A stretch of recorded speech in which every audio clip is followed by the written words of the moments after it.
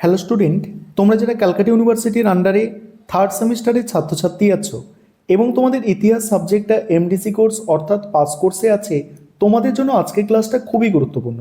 আজকের ক্লাসে তোমাদের একটি মোস্ট ইম্পর্টেন্ট বড় প্রশ্নের উত্তর নিয়ে আলোচনা করব। প্রশ্নটা হচ্ছে অজান্তা গুহাচিত্রের ওপর একটি টিকা লেখো। এই প্রশ্নটা তোমাদের 10 নম্বর বা 20 নম্বরে পরীক্ষায় আসতে পারে।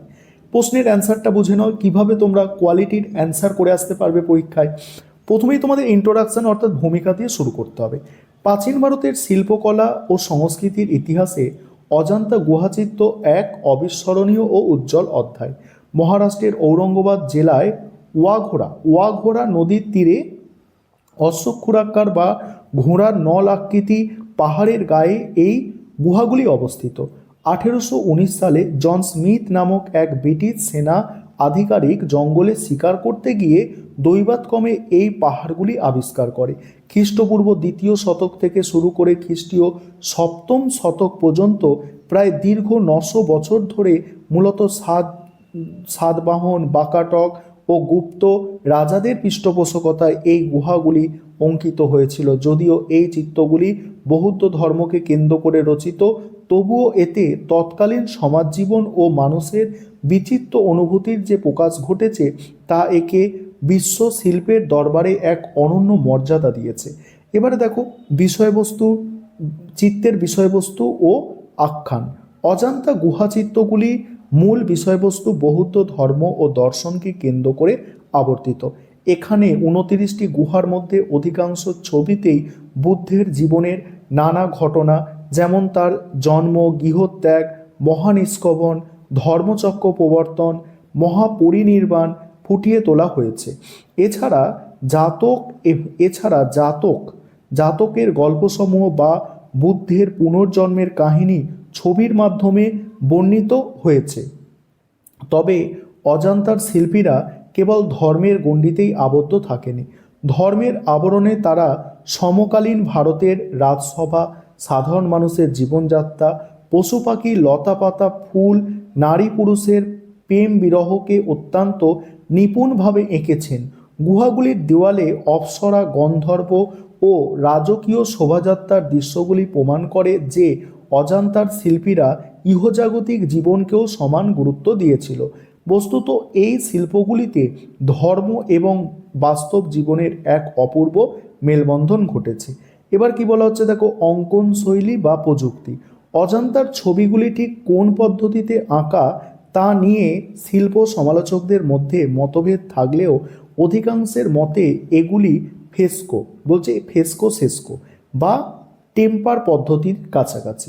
এবার পরের অংশটুকু আলোচনা করব। তার আগে যে বিষয়টা তোমাদের বলার আছে, তোমাদের জন্য অনলাইন কোচিং ক্লাস চলছে। তোমরা যারা পেড ব্যাচে অ্যাডমিশন নিতে ইচ্ছুক আছো বা আমাদের থেকে স্টাডি মেটেরিয়াল পারচেস করতে চাইছো, তোমরা এই নম্বরে যোগাযোগ করে আমাদের পেড ব্যাচে অ্যাডমিশন নিতে পারো বা স্টাডি মেটেরিয়াল পারচেস করতে পারো। এবার কি বলা হচ্ছে দেখো, গুহার অমসৃণ পাথরের দেওয়ালকে প্রথমে কাদামাটি, গোবর, ধানের তুষ ও পাথরের গুঁড়োর মিশ্রণ দিয়ে পলেস্তার করা হতো এবং তার উপরে চুনের মিহি প্রলেপ দিয়ে মসৃণ জমি তৈরি করা হতো। এরপর সেই শুকনো দেয়ালের ওপরে ভেষজ ও খনিজ রং দিয়ে ছবি আঁকা হতো।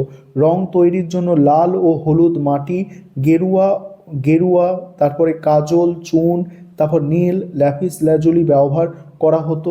কোনো রাসায়নিক রং ছাড়াই সম্পূর্ণ প্রাকৃতিক উপাদানে তৈরি এই রঙগুলি প্রায় 1500 বছর ধরে তাদের উজ্জ্বলতা বজায় রেখেছে, যা তৎকালীন ভারতের রসায়নবিদ্যার চরম উন্নতির পরিচায়ক। তারপরে কি বলা হচ্ছে দেখো, নান্দনিক সৌন্দর্য ও উল্লেখযোগ্য নিদর্শন। অজান্তা চিত্রকলার প্রাণ হলো এর রেখার বলিষ্ঠতা, ছন্দের ব্যবহার এবং ভাবের গভীরতা। এখানকার নারী পুরুষের দৈহিক গঠন, হাতের মুদ্রা এবং চোখের ভাষা অত্যন্ত জীবন্ত। 1 নম্বর গুহায় অবস্থিত পদ্মপাণি বোধিসত্ত্ব এর চিত্রটি অজান্তার শ্রেষ্ঠ নিদর্শন হিসাবে গণ্য হয়। তারপরে দেখো, চিত্রভঙ্গ থামে দণ্ডায়মান বোধিসত্ত্বে আনত চোখ এবং শান্ত মুখমণ্ডলের যে করুণা ও ত্যাগের ভাব ফুটে উঠেছে তা অতুলনীয়।